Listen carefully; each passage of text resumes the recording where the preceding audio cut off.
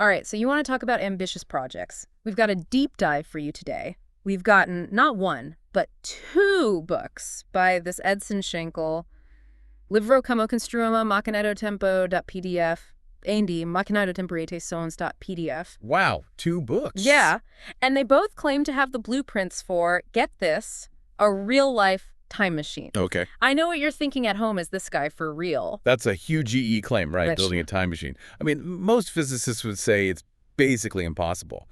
But Schenkel's approach, I gotta admit, it's interesting. He actually tries to use real science, real physics to back up his designs. You're saying most people who claim they can build time machines, they don't even bother with the laws of physics? Not usually, no. Not with this level of detail anyway. That's why these books, they kind of pique your curiosity, you know? Okay, so not just some crackpot theory then. Well, let's not get ahead of ourselves. Fair enough. So we're diving into this first book, the quote-unquote simple time machine. Though I have a feeling simple is relative here. Yeah, simple might be pushing it, but here's where Schenkel got me, like really got my attention. He uses this example of a plane, right? Just a regular plane. Okay. So, you know those super accurate atomic clocks? Yeah, they're like the most precise clocks we have. Exactly. Well, on planes, those clocks, they actually tick a tiny bit slower than clocks on the ground. Wait, seriously? Because they're in the air. Because of something called time dilation. It's a real thing. So you're telling me every time I fly, I'm technically time traveling? In a way, yeah. It's just a fraction of a second, usually. But Schenkel's point is that time travel, on some level, it's not just science fiction. It's already happening. Okay, that is wild. But he's talking about like way more than a fraction of a second, right? Like actually going into the future. Right. He wants to take this principle, this time dilation, and use it on a huge GE scale. Okay, so how? How do you build a time machine using, what was it, time dilation? All right, so his big idea, it all revolves around light. Photons, specifically. Light. Interesting. Most time machines you hear about, it's all wormholes and spaceships, stuff like that. Right, but Schenkel, he thinks that if you can bend light, shape its trajectory in just the right way, You can create a shortcut through time. well, you'd create a really strong gravitational field. And that's the key. Because gravity can warp time. Exactly. Okay, I think I'm following. But messing with gravity, that just sounds a little risky, don't you think? What's to stop you from accidentally creating, like, a black hole? He actually addresses that. And he has a name for his solution. O pulo do gato. Which means... The cat's leap. Catchy, right? Definite. So what's Yeah. the cat leaping over, exactly? Okay, so imagine the time machine is made of these layers of light. Each layer kind of builds on the one before it. Instead of one giant beam of light just bending time all at once, it's like a bunch of smaller, more controlled bends. That's the idea. Each layer amplifies the time dilation effect, but it does it without creating this crazy gravitational pull all at once. Okay, that actually makes some sense. Sort of. As much as building a time machine can make sense, I guess. Right. So to create these layers, he talks about using fiber optic cables, LEDs, that kind of thing. LEDs. Seriously, like the things in my TV. I'm imagining someone's basement Christmas decorations accidentally turning into a time machine. Uh-huh. Well, not quite. He does say you need a lot of these LEDs. Right. Like upwards of 85 layers of fiber optic cables, all perfectly aligned. Yeah, that's not exactly something you're going to whip up in an afternoon. Definitely not a weekend project, no. Okay, so not exactly simple then, but at least he's talking about materials that you could actually get your hands on, right? Right. That is something he emphasizes. This design, you wouldn't need infinite energy or some impossible element. Okay, so achievable, maybe, at least in theory. That's what he seems to be going for, yeah. All right, I like the thought, but let's be real. There's got to be a catch. Building anything that messes with time itself, it can't be cheap and easy. You're definitely right about that. And there is a big one. Remember time dilation? The plane thing, yeah. Right. So according to Schenkel, the machine, it needs to run for as long as you want to travel forward in time. So if I want to go 1 year into the future, the machine has to be on for a whole year. That's the idea, yeah. Wow. Talk about an electric bill. Yeah, that's a whole other level of energy consumption. So more achievable, but not exactly convenient. And potentially very, very expensive. So more achievable, maybe, but definitely not simple or cheap. But Schenkel, he realized that too, right? Seems like it. Yeah, his second book, Como Construir Sua Máquina do Tempo. Which means? How to build your time machine. How convenient. Okay. This one dives into some really complex ideas, even more than the first book. Even more complex. Yeah, and the interesting thing is, he seems to think this second design, even though it's more complicated, is actually more achievable. Hold on, more achievable but more complicated. How does that work? Well, for one thing, location, location, location.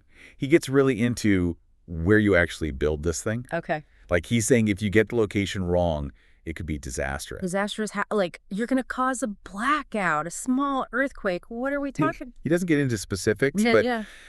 messing with the fabric of space-time in the wrong environment Yeah. could have some pretty major repercussions. Okay, so bad.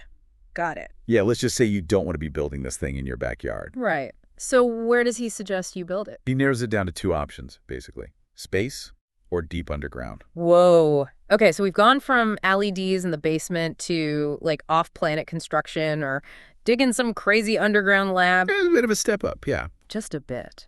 But, like, I get it. If you're messing with time, you probably don't want to do it in a place with a lot of stuff around. Exactly. And that's where the whole your time machine thing comes in, too. Mhm. Because he actually suggests that this second design, it's customizable. You can get a custom-built time machine. Well, he's saying you could theoretically adjust the size, the strength of it, depending on how far forward you'd want to travel. So, like, want to skip ahead a few years? Deluxe model. Just need to see next week's lottery numbers. Economy model will do the trick. Something like that, yeah. Tandy! There is a catch, though, of course. He's very clear about that. If you're building, like, a budget time machine, cutting corners, Yeah? it could create these really unstable, uneven gravitational fields inside the machine itself. And I'm guessing that's not great for the human body. Let's just say, not ideal. Mm. He describes potential side effects Yeah. and, Yeah. nausea, dizziness. Yeah. It's not pretty. Yikes. Note to self, don't skimp on the time machine budget. So, higher stakes, more customization. What else is different with this design? Anything drastically different from his first idea? He actually makes a pretty radical change in his approach. Remember how the first one was all about these layers of light? Yeah. He completely ditches that idea in this book. And more LEDs. Nope. This time it's all about spheres. Spheres, like giant metal balls. Basically, he wants to use these huge spheres made for this thing called paramagnetic material. Sounds complicated. It's got some weird properties when it comes to magnetic fields, let's just say that. But picture this, right? Series of these spheres all nested inside each other, spinning really, really fast in opposite directions. So like a giant multi-layered gyroscope. Exactly. And he thinks that by controlling the speed, the rotation of these spheres really precisely, Yeah. you could create a powerful gravitational field, but a very localized one. And that amplifies the whole time dilation thing we were talking about earlier. So instead of bending light, he's bending space-time with like giant spinning balls. Pretty much. Okay. I have to admit, it's a pretty cool visual, but that's a huge E-leap. From light to like physical objects, what made him change his approach so dramatically? I think it goes back to those core principles he's working with. He's not dicking his earlier ideas so much as building on them. With these big physical objects, he thinks he can generate a much stronger gravitational field, which means more significant time dilation. He's really pushing the boundaries of what we thought was possible, even getting into some, let's say, speculative territory. Speculative, huh? Like what's he speculating about now? Well, he starts hinting at the possibility of not just traveling forward in time, but also backward. Okay. And he even mentions things like alternate universes, different timelines. Whoa. All right, so now we are getting into some serious science fiction territory. We are. But here's the thing.